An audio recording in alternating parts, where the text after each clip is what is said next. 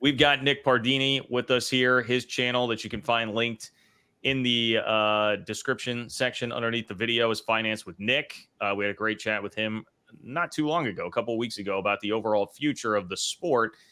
And now we have another pressing financial issue here, Nick, and that is, again, I think, look, we'll table, and I do want to talk about the naming rights piece of this, but I want to table that because I think, well, that was the story that drew more of like the social media reaction. It's small potatoes compared to potentially getting in bed here with private equity or private capital, whatever you want to call it. So $800 to $1 billion is the investment here, the cash infusion that could be coming from this group.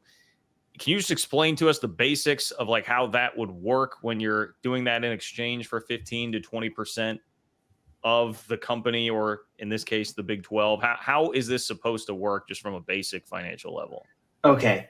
Well, this is not really, it's the idea of 15 to 20% of the Big 12 is not really how this is going to be done, because the Big 12 is a nonprofit. They pass, outside of the cost of running their office and a few other things, all of the revenues of the Big 12 are passed down to the 16 schools in the league.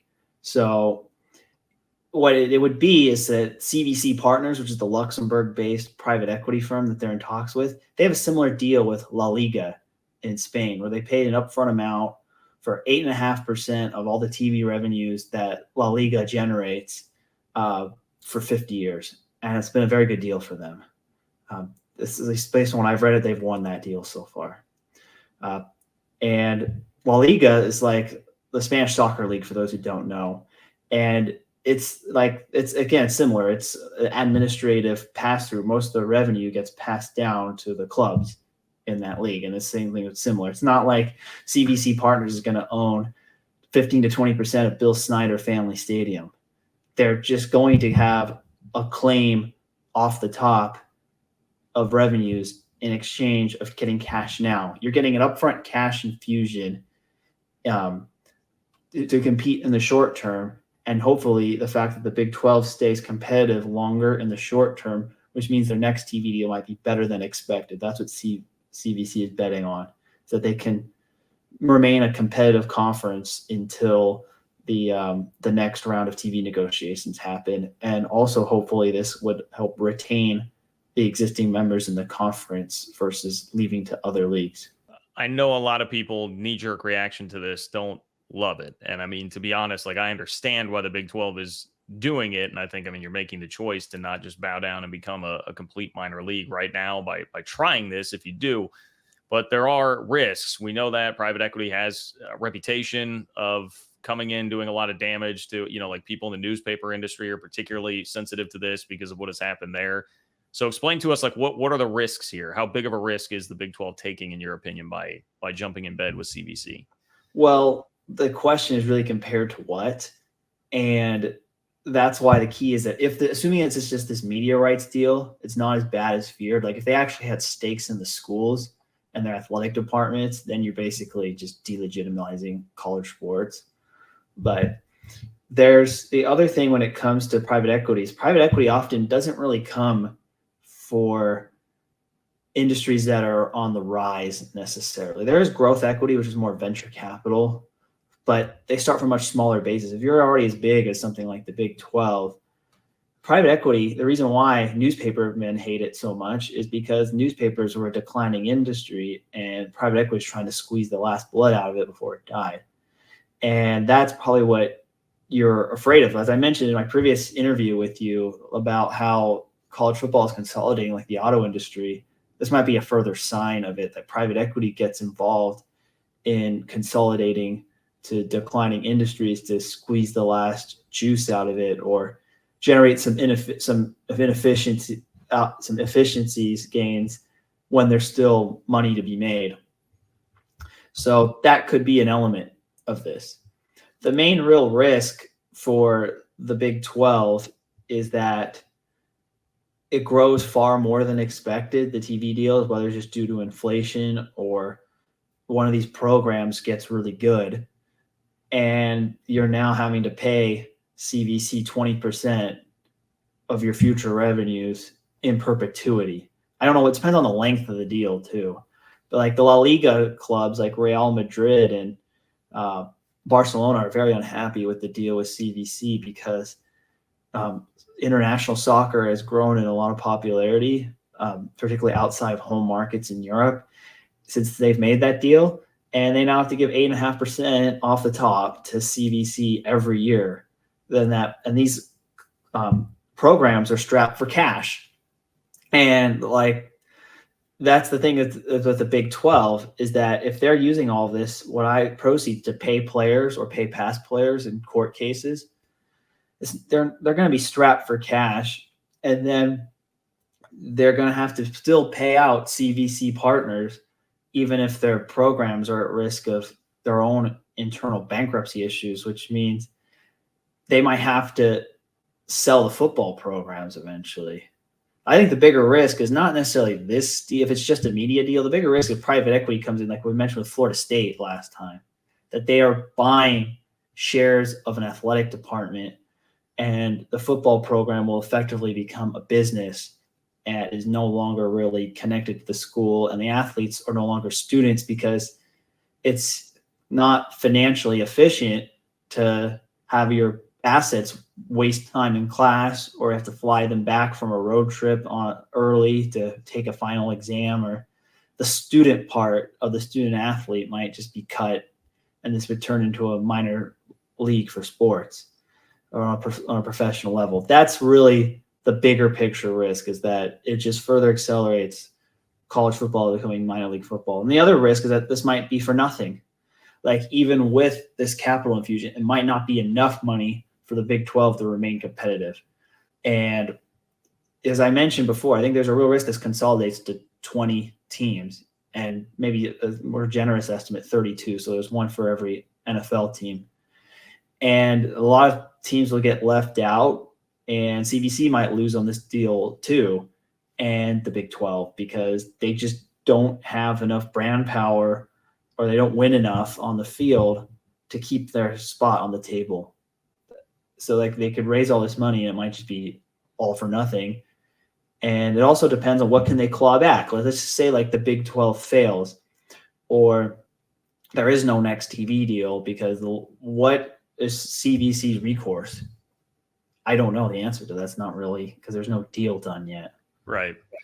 Yeah. So it sounds like basically like the devil will be in the details on this, right? Like what are they actually getting with the 15 to 20% here will determine a lot of what's going to happen. And if it's not, I'm just trying to like parse it down here. You're saying if it is just like revenue and like future TV revenue that they're going to be taking money off the top of, that's not necessarily as risky as what some people may be perceiving it to be, because I do think people see the private equity headline and they assume, hey, you like own, like you can make decisions with the athletic departments or like conference wide things like that. And that would obviously be they have 20%, they wouldn't have a majority vote, but they would have a say in, say, for example, I don't know if they should have Big 12 after dark, or if they want to add a new team to the league or something like that. Like the stuff that like the Big 12 higher ups, maybe I would say, I don't think they're going to be influencing school level policy unless they're buying literally stake. Like the Florida State thing is more concerning to me.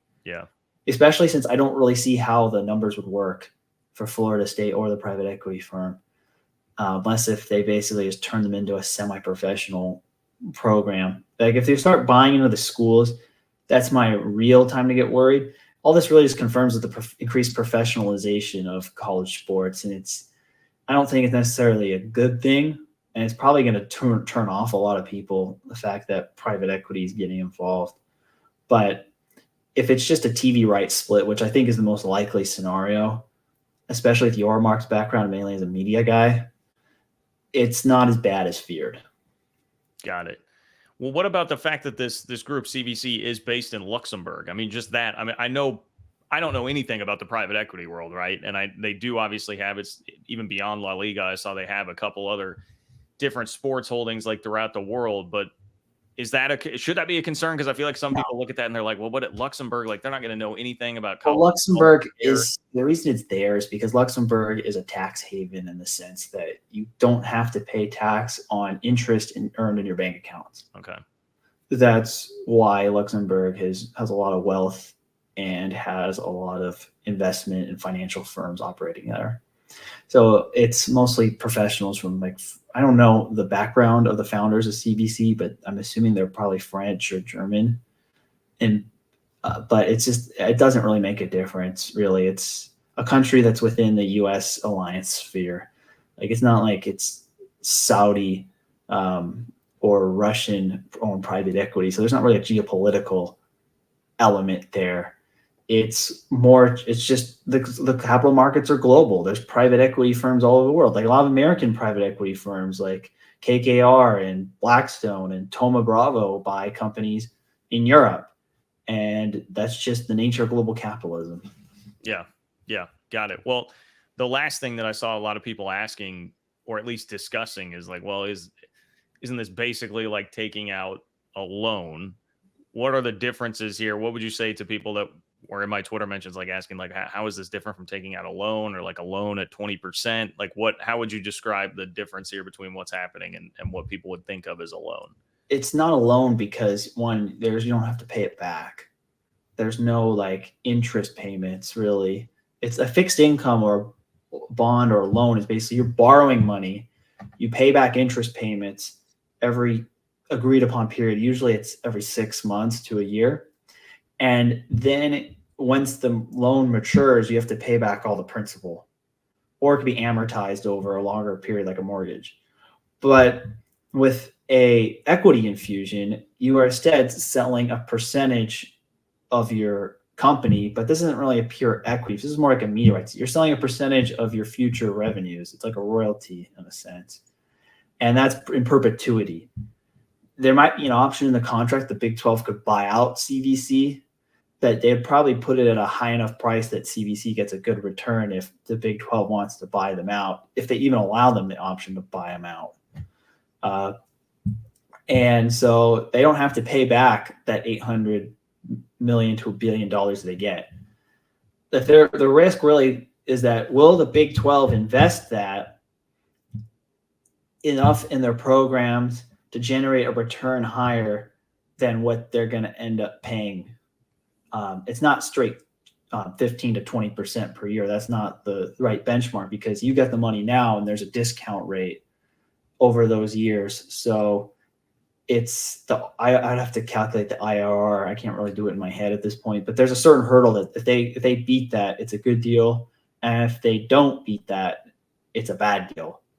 The problem is, it seems like with college sports is that they make all this revenue, but I don't think how much of that they actually save on the bottom line.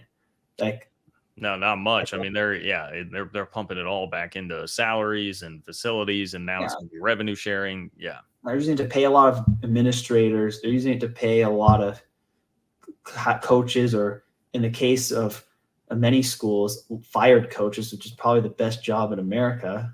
Yeah. Or in the facilities, or they're non-revenue sports. Like, it's not a coincidence the SEC is all of a sudden the best league in college baseball, because they're putting a lot of their proceeds from SEC football TV deals into their baseball programs.